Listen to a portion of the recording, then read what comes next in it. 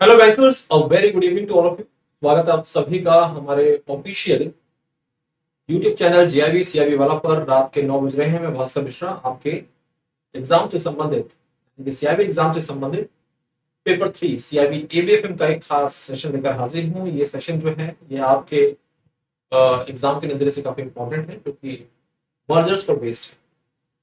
आपके मॉड्यूल सी में एक टॉपिक है, इसका नाम है कॉर्पोरेट रीस्ट्रक्चरिंग, एक यूनिट।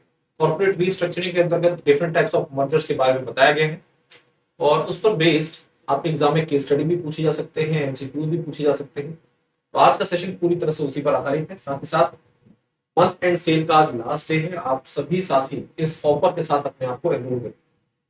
तो मॉड्यूल सी, पहली बात तो मॉड्यूल सी जो है वो है मर्जर्स एक्विजिशन के अंतर्गत आता है। मॉड्यूल सी, यहाँ पे बाई मिस्टेक मॉड्यूल डी लिखा हुआ है, इसको मॉड्यूल सी कर लेते हैं। तो मॉड्यूल सी, और मॉड्यूल सी जो है वो हमारा है मर्जर्स एक्विजिशन एंड रीस्ट्रक्चरिंग के अंतर्गत। रीस्ट्रक्चरिंग, कॉर्पोरेट रीस्ट्रक्चरिंग होता क्या है? कॉर्पोरेट रीस्ट्रक्चरिंग किसी भी existing company, existing business, existing corporate जो है उसके फाइनेंशियल स्ट्रक्चर या फिर ऑपरेशनल स्ट्रक्चर में किसी भी प्रकार का बदलाव, किसी भी प्रकार का मॉडिफिकेशन उसकी परफॉर्मेंस को सुधारने के नजरिए से किया जा रहा है। ऐसे एक्शंस को, ऐसे एक्टिविटीज को हम कॉर्पोरेट रीस्ट्रक्चरिंग का नाम देते हैं। Corporate restructuring refers to any modification made to company's assets, financial structure, or ownership structure, as well as any expansion or contraction of the company's operation. This is called corporate restructuring. Okay. अब बात करते हैं corporate restructuring के types. तो जब types की बात करते हैं तो इसके अंतर्गत मर्जर्स, ये जो मर्जर्स है ये भी एक प्रकार का कॉर्पोरेट रीस्ट्रक्चरिंग ही है। इसके अलावा एक्विजिशंस है, टेक ओवर्स है, ठीक है, financial restructuring and reorganization, divestiture, very important for your exam. Demergers बहुत ही काम का है, एग्जाम के नजरिए से इंपॉर्टेंट है। स्पिन ऑफ इसी के अंतर्गत आता है। Leverage bye out, management by out, ये सब जो टाइप्स हैं इसके कॉर्पोरेट रीस्ट्रक्चरिंग, मतलब किसी भी कंपनी के financial structure, operational structure, capital structure में बदलाव, ऑपरेशंस में चेंजेस, उसके बहुत ही खास एग्जांपल। आज यहाँ पर हम बात कर रहे हैं मर्जर्स। मर्जर्स की जब बात करते हैं, दो संस्थाएं मर्ज हो रही हैं, मिल रही हैं और मिलकर एक एंटिटी हो जा रही है। इसके कई टाइप्स हो सकते हैं और उन्हीं टाइप पर आज के इस सेशन में हम डिस्कशन करेंगे, फिर उस पर बेस्ड एक केस स्टडी। तो फटाफट सबसे पहले तो थ्योरेटिकल पॉइंट्स उनको रिकॉल करना जरूरी है। इससे पहले मैंने जब आपके लिए हम लोग ऑफिसर्स ऑन ट्रैक सीरीज ला रहे थे तो उसमें हमने इस टॉपिक पर डिस्कशन किया है डिटेल। ठीक है। हॉरिजॉन्टल मर्जर का मतलब, देखिए हॉरिजॉन्टल मर्जर का मतलब है, देखिए पहली चीज तो समझिएगा, horizontal line, this is called horizontal line. मतलब दो कंपनियां जो है, दो कंपनी है, मान लीजिए ए और बी, तो सेम लाइन ऑफ बिजनेस पे। हॉरिजॉन्टल का मतलब ये सेम लाइन ऑफ बिजनेस पे, सेम सेक्टर में ऑपरेट कर, कंपटीटर है दूसरी, और इनके बीच में मर्जर हो जाए, that is called horizontal merger. The two business that have recently merged are both operating in the same market sector. As a result, the newly consolidated company will likely have a larger market share. जब merger होगा तो obvious सी बात है market share बढ़ जाएगा, market में competition जो है वो थोड़ा कम होगा कंपनी के लिए, मर्ज एंटिटी के लिए, और एक तरह से मार्केट में मोनोपोली भी बढ़ेगी। ठीक है। अब जब हम हॉरिजॉन्टल मर्जर पढ़ लेते हैं और आपसे पूछा जाता है कि वर्टिकल मर्जर क्या है, तो आपको लगता है, आमतौर पर ऐसे लगता है वाइस वर्सा होगा। हॉरिजॉन्टल मर्जर का मतलब सेम सेक्टर में ऑपरेट कर रही कंपनियां हैं, वर्टिकल मर्जर का मतलब होगा एकदम अपोजिट सेक्टर में काम कर रही कंपनी। ऐसा नहीं है। वर्टिकल मर्जर का मतलब है कि दो कंपनियां, जैसे कि ए और बी, ये दो कंपनियां हैं, ठीक है, इन संस्थाओं के बीच में मर्जर हो रहा है, मर्जर हो रहा है, बट ये दोनों कंपनियां जो है इनके बीच में कोई डायरेक्ट कंपटीशन नहीं है, no direct competition.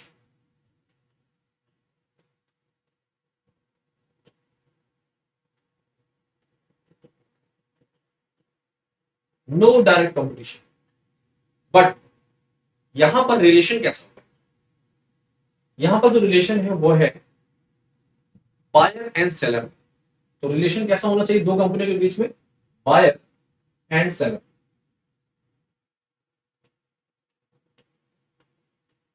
Buyer and seller का रिलेशन होना चाहिए। अगर दो संस्थाओं के बीच में मर्जर हो रहा है और वो दोनों संस्थाएं उनके बीच में बायर सेलर रिलेशन है, तो ऐसे मर्जर को हम वर्टिकल मर्जर का नाम देते हैं। बायर सेलर का मतलब क्या? बायर का मतलब जो प्रोडक्ट सेलर कंपनी बना रही है, ये जो कंपनी है ये से परचेज करती है। ठीक है, जैसे एग्जांपल के तौर पर आप ऐसा एग्जांपल ले सकते हैं कि एक कंपनी है जो कि लैपटॉप लैपटॉप बनाती है, डेल का लैपटॉप, एचपी का लैपटॉप, ये हार्डवेयर। अब इसमें जो जान है वो क्या? Operating system. तो ऑपरेटिंग सिस्टम कौन है इसमें? आपका विंडोज तो चल रहा है। तो विंडोज ऑपरेटिंग सिस्टम, इसके लिए क्या क्या कर रखा होगा डेल ने, एचपी ने? उसने माइक्रोसॉफ्ट के साथ टाई अप कर रखा है ना। तो ऐसे ही एग्जांपल क्या है, ये हार्डवेयर सॉफ्टवेयर एग्जांपल जो है, ये किस लिए बता रहे हैं मैं आपको? इनके बीच में बायर सेलर रिलेशन। ठीक है, तो ये याद रखिएगा। वर्टिकल मर्जर जो है कई बार लोगों को कंफ्यूज करता है, बट आपको कंफ्यूज नहीं होना, आपको बायर सेलर रिलेशन दिमाग में रखना। अब कॉन्ग्लोमरेट मर्जर जो आप लोग सोच रहे थे वर्टिकल के केस में, वर्टिकल के केस में जो सोच रहे थे वो कॉन्ग्लोमरेट के केस में, ऐसा मर्जर ए और बी, ये दो कंपनियां, इनके बीच में मर्जर हो रहा है। बट ये सेक्टर ए जो है, ये मान लीजिए टेलीकॉम में काम कर, और बी जो है ये सिविल एविएशन में काम कर, दोनों में कोई रिलेशन नहीं है, कोई भी रिलेशन नहीं, अनरिलेटेड कंपनीज है। जब दो अनरिलेटेड कंपनीज के बीच में मर्जर होता है, ऐसे मर्जर को हम क्या नाम देते हैं? ऐसे मर्जर को हम कॉन्ग्लोमरेट मर्जर, क्या बोलते हैं? कॉन्ग्लोमरेट मर्जर बोलते हैं। Mergers of this kind include companies whose lines of business are completely unconnected to one another। ऐसा मर्जर जिनमें दो कंपनियों के बीच में किसी प्रकार का कोई रिलेशन नहीं। ठीक है, ओके ना। अब समझिएगा, यहां पे क्लियरली मेंशन किया गया है कि किसी भी प्रकार का जो कमर्शियल एंडेवर या कमर्शियल गोल है वो मैच नहीं करता दोनों का। ठीक है, ना ही हॉरिजॉन्टल वे पे और ना ही वर्टिकल वे पे। हॉरिजॉन्टल मतलब सेम सेक्टर में भी ऑपरेट नहीं कर रही है, ना ही बायर सेलर रिलेशन है। इस तरह का मर्जर क्या कहलाता है? Conglomerate merger. ठीक है, ओके। अब अगली जानकारी है कौन जेनरिक मर्जर। कौन जेनरिक मर्जर लोगों को कंफ्यूज करता है। कैसे ये मर्जर कंफ्यूज करता है कि क्या ये वर्टिकल है, क्या ये वर्टिकल मर्जर तो नहीं, नहीं बायर सेलर रिलेशन। देखिए दो कंपनियां मार्केट में ऑपरेट कर,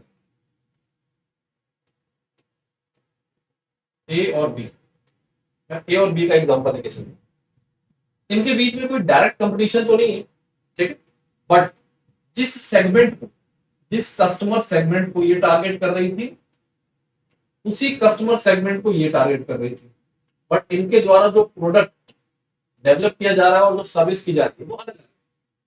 मतलब ए के द्वारा कोई दूसरा प्रोडक्ट बनाया जा रहा है, बी के द्वारा कोई दूसरा प्रोडक्ट तैयार किया जा रहा है, बट सेगमेंट, जिस सेगमेंट को ये सर्व कर रहे हैं सेम सेगमेंट। सोचिए अगर इन दो कंपनियों के बीच में मर्जर हो जाए तो customer segment, large large customer segment जो है वो सेम, ये जो मर्ज एंटिटी होगी मान लीजिए ए बी, इनके पास कस्टमर बेस क्या हो जाएगा? बढ़ जाए। तो किसी ना किसी प्रकार से इनको सिनर्जी मिलेगी। एक तो बात समझ गया, ये सेम सेगमेंट को टारगेट कर रही हूँ, बट कंपटीटर नहीं है आपस में, सेम टेक्नोलॉजी का इस्तेमाल कर सकती है, टेक्नोलॉजी इनके द्वारा इस्तेमाल की जा रही है सेम, इनका प्रोसेस सेम है, बट डायरेक्ट कंपटीटर नहीं। दो कंपनियों के बीच में मर्जर जो किसी भी प्रकार से एक दूसरे की डायरेक्ट कंपटीटर नहीं है, बट डिफरेंट प्रोसेस, यानी कि डिफरेंट पर्सपेक्टिव में, डिफरेंट एस्पेक्ट्स में वो सेम टारगेट, सेम कस्टमर को सेगमेंट, कस्टमर सेगमेंट को टारगेट कर रही हूँ, सेम टेक्नोलॉजी यूज कर रही हूँ, सेम प्रोसेस यूज कर रही हूँ, सेम स्ट्रक्चर यूज कर रही हूँ। ठीक, इस प्रकार की कंपनियों के बीच में मर्जर अगर हो रहा है तो ऐसे मर्जर को हम ऑन जेनरिक मर्जर का नाम देते हैं। ठीक, तो देखिए यहाँ पे लिखा हुआ है merging with are connected in some way, connected in some way but not directly, whether it is through fundamental technology, industrial methods or market segments।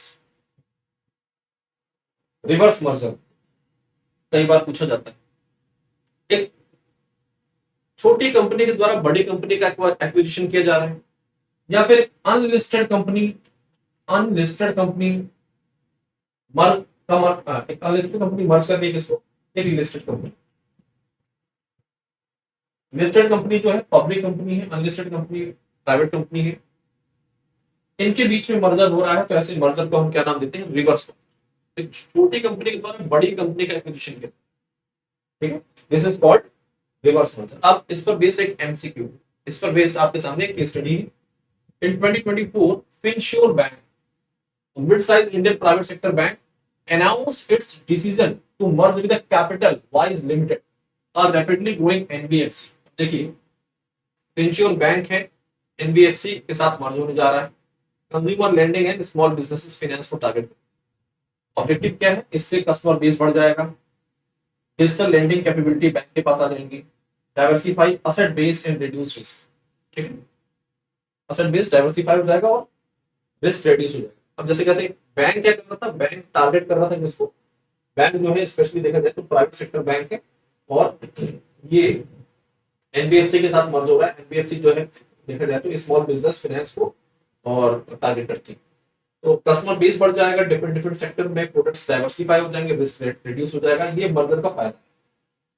फिनश्योर bank had a strong presence in rural. अब Finsure bank जो है इसका rural और semi urban में अच्छा base है। Capital wise जो NBFC है ये cutting edge digital loan origination system को यूज कर रही है, और ये से देखा जाए तो इसका कस्टमर बेस कहां पर है, मेट्रो एरिया से। तो रूरल, सेमी अर्बन और मेट्रो मर्जर के बाद ये तीनों कस्टमर सेगमेंट इनकी इंडस्ट्री है। The merge entity aim to offer end to end financial solution, integrated credit and saving products, synergy and operation and cross selling opportunity बढ़ जाएगी। The merger was approved by RBI and SEBI. Merger को RBI और SEBI ने approve कर दिया, ठीक है।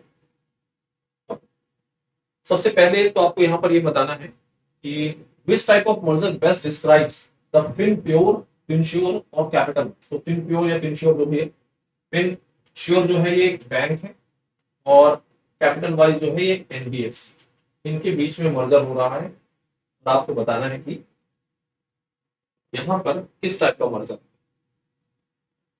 देखिए दोनों ही फाइनेंस सेक्टर से संबंधित है, दोनों ही फाइनेंस सेक्टर से संबंधित है, ठीक है। बैंक का काम भी लैंडिंग का होता है, एनबीएफसी भी लैंड करती है, एनबीएफसी भी लैंड करती है। तो किस प्रकार का मर्जर आपको देखने को मिलेगा, जब दोनों ही सेम सेक्टर में ऑपरेट कर रही हैं, किसी न किसी प्रकार से डायरेक्टली कंपटीटर है, तो यहाँ पर जो मर्जर है वो कैसा होगा, horizontal merger. This is called horizontal merger, same sector में ऑपरेट कर रही है।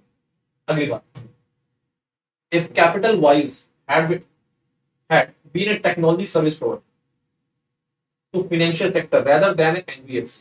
अभी हम बात कर रहे थे कि जो फिनश्योर है, फिनश्योर जो है वो क्या है, फिनश्योर एक बैंक, फिनश्योर एक बैंक, और कैपिटल वाइज क्या है,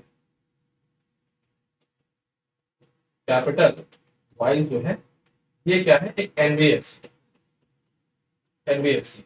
बट यहां पर बोला जा रहा है, मान लेते हैं कि ये एनबीएफसी नहीं है, ये एनबीएफसी नहीं है, और ये टेक्नोलॉजी सर्विस प्रोवाइडर क्या है, ये एक टेक्नोलॉजी सर्विस प्रोवाइडर, मतलब इसके द्वारा एप्लीकेशंस तैयार की जाती हैं, नेटवर्क सर्विस प्रोवाइड की जाती है, इस प्रकार की चीज। यानी कि ये अपने एप्लीकेशन सॉफ्टवेयर डेवलप करता है, और सॉफ्टवेयर डेवलप किसको बेचता है, फाइनेंशियल कंपनीज को बेचता है। तो ये क्या है, ये सेलर है, और ये क्या है, बैंक, ये बायर है। तो रिलेशन कैसा होगा इनके बीच में, बायर सेलर का रिलेशन होगा। तो पूछे किस प्रकार का मर्जर है, तो आपका आंसर क्या हो जाएगा, वर्टिकल मर्जर, वर्टिकल मर्जर। तो आपको ये आइडेंटिफाई करना। तीसरा सवाल, which of the following is not likely advantage of the Finsure capital wise merger. पूछा जा रहा है यहाँ पर एक एनबीएफसी और बैंक के बीच में मर्जर हो रहा है, वो इस मर्जर का एडवांटेज क्या नहीं है। Access to new customer segment, बिल्कुल नए कस्टमर सेगमेंट को एक्सेस मिल रहा है, कस्टमर बेस बड़ा हो रहा है, क्योंकि फिनश्योर या फिनप्योर जो भी बैंक है ये रूरल सेगमेंट को टारगेट कर रहा था, एनबीएफसी जो है ये अर्बन को टारगेट। जब मर्जर होगा तो ऑब्वियसली बात है कस्टमर सेगमेंट बढ़ जाएगा, तो ये तो सही एडवांटेज है। एलिमिनेशन ऑफ डायरेक्ट कॉम्पिटिटर्स, तो बैंक और एनबीएफसी सीधा सीधा एक दूसरे को कंपीट नहीं करते, डायरेक्ट कंपटीटर नहीं है, बट सेम सेक्टर में ऑपरेट करते, ठीक है। एलिमिनेशन ऑफ डायरेक्ट कंपटीटर ये सही ऑप्शन नहीं, एनहेंसमेंट ऑफ प्रोडक्ट ऑफरिंग ये भी सही है, technology led cost service saving ये भी सही है, तो बाकी सब सही है, बी ऑप्शन यहाँ पर सही नहीं। तो साथियों इस तरह से आपके एग्जाम में ऐसे क्वेश्चंस बन सकते हैं। और ये मर्जर से संबंधित आपको यहाँ पर पहले थ्योरेटिकल वे में जानकारी दी गई है और फिर आपको बताया गया है कि फिर आपको जानकारी दी गई है कि इस पर बेस केस स्टडी आती है तो आपको कैसे अटेम्प्ट करना है। अब आज 31 मार्च है, बस लास्ट डे है, बहुत ही जबरदस्त ऑफर कि मंथ एंड सेल चल रहा है जिसके तहत आपको 85% तक ऑफ मिल रहा है सभी महापैक्स और नए पैचेस पर। आज आखिरी दिन है, देर न करें, यहाँ पर एनरोल करें। सीआरबी महापैक जो है वन स्टॉप सॉल्यूशन है सीआरबी एग्जाम से संबंधित, क्योंकि इसके अंतर्गत आपको 20+ बैचेस का एक्सेस मिल जाता है। एक बार आपने सीआरबी महापैक के साथ अपने आप को जोड़ लिया है, आपको किसी बैच को परचेज करने की जरूरत नहीं है। फाउंडेशन बैच की बात करें तो फाउंडेशन बैच भी है जो कि कॉन्सेप्ट क्लियर करता है। एमसीक्यू बैच जो है सीआरबी एमसीक्यू बैच शुरू हो चुका है, बहुत ही अफोर्डेबल कॉस्ट में उपलब्ध है, 2199 में। इसके साथ आप जुड़ सकते हैं। ये टेलीग्राम चैनल है मेरा jab_, क्या है, इसके साथ जुड़कर अपने डाउट्स अपनी क्वेरीज को आसानी से क्लियर कर सकते हैं। ठीक है साथियों, तो आज के लिए अभी के लिए इतना ही। धन्यवाद, पढ़ते रहिए, आगे बढ़ते। Thank you.